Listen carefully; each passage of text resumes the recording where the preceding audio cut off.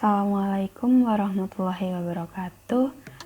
Saya Sinta Alfi akan menjelaskan mengenai potensi sumber daya alam dan kemaritiman. Yang pertama, apa sih sumber daya alam itu? Sumber daya alam adalah bahan atau keadaan yang digunakan manusia untuk memenuhi kebutuhan hidupnya. Bahan tersebut dapat berupa benda mati maupun hidup yang berada di bumi dan dapat dimanfaatkan untuk memenuhi kebutuhan hidup manusia. Dalam memenuhi kebutuhannya, makhluk hidup tentunya sangat bergantung pada kekayaan alam yang ada di bumi ini. Kekayaan alam ada yang berwujud sehingga dapat diolah oleh manusia, namun juga ada yang tidak berwujud sehingga tidak perlu diolah terlebih dahulu. Kekayaan alam inilah yang disebut dengan sumber daya alam. Selanjutnya, ada potensi sumber daya alam di Indonesia.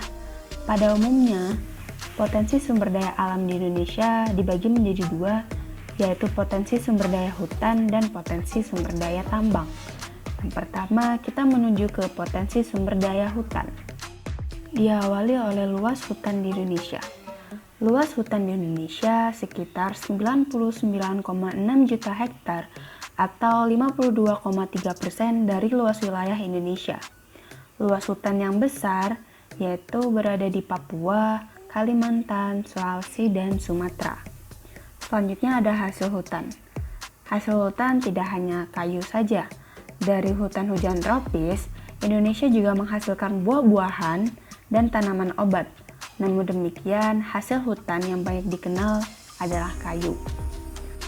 Selanjutnya, ada manfaat atau fungsi hutan, yaitu menyimpan air hujan, tempat hidup flora dan fauna, mencegah terjadinya erosi, menghasilkan oksigen, dan sumber kehidupan bagi masyarakat. Next, kita berada di jenis hutan. Yang pertama, berdasarkan jenis tanaman, dibagi menjadi dua. Yang pertama, hutan heterogen, yaitu hutan yang terdiri atas macam-macam tanaman, ada yang tinggi dan ada juga yang rendah. Biasanya terdapat di daerah Kalimantan, Sulawesi, dan Papua. Yang kedua, ada hutan homogen, yaitu hutan yang terdiri dari atas satu jenis saja tanaman dan tidak begitu lebat. Contohnya terdapat di daerah Jawa Tengah dan Nusa Tenggara. Selanjutnya, jenis hutan berdasarkan fungsi hutannya.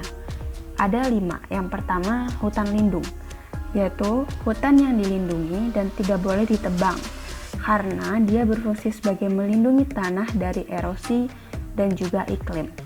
Kedua, adalah hutan produksi, yaitu hutan yang memberikan hasil secara langsung bagi manusia, seperti kayu dan hasil hutan lainnya.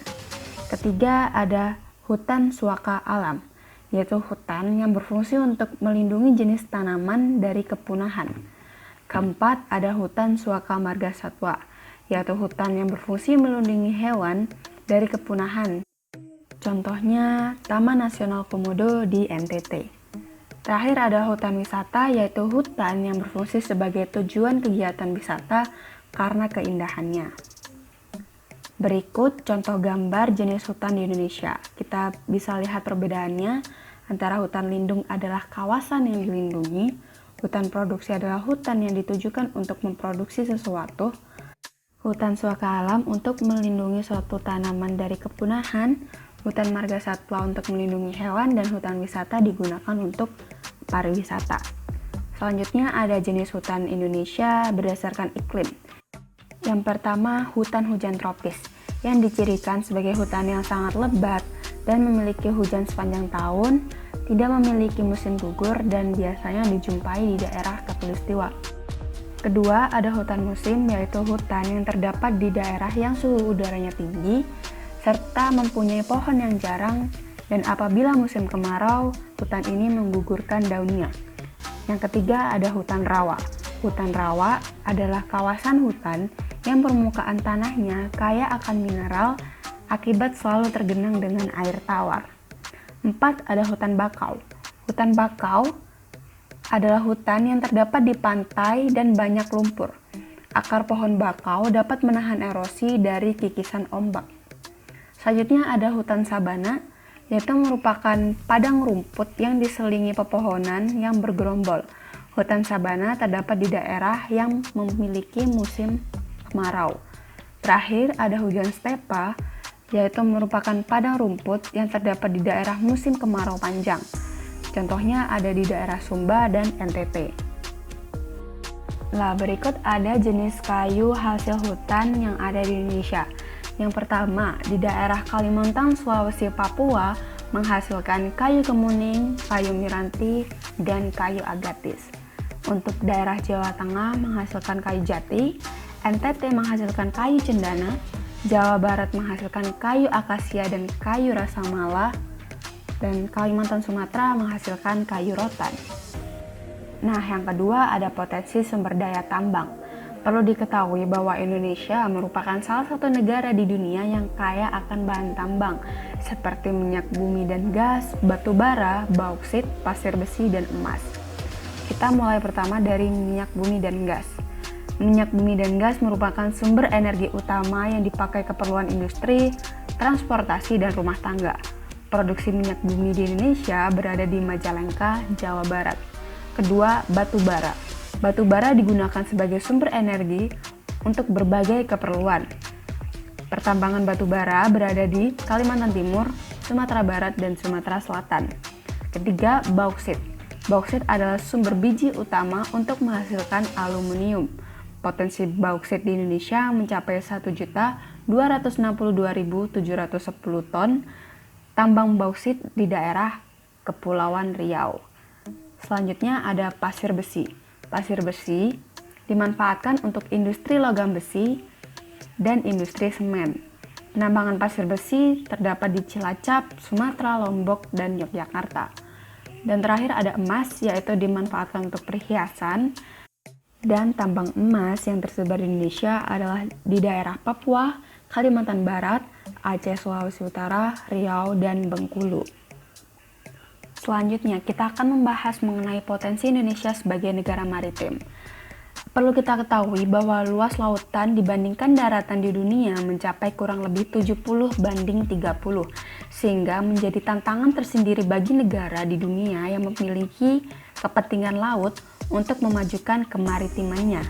Seiring perkembangan lingkungan strategis, peran laut menjadi signifikan serta dominan dalam mengantar kemajuan suatu negara. Berdasarkan data Food and Agriculture Organization di 2012, menyatakan bahwa Indonesia menempati peringkat ketiga terbesar di dunia dalam produksi perikanan di bawah Cina dan India. Selain itu, perairan di Indonesia menyimpan 70% potensi minyak karena terdapat kurang lebih 40 cekukan minyak yang berada di perairan Indonesia. Dari angka ini, hanya sekitar 10% yang saat ini telah diekspor dan dimanfaatkan.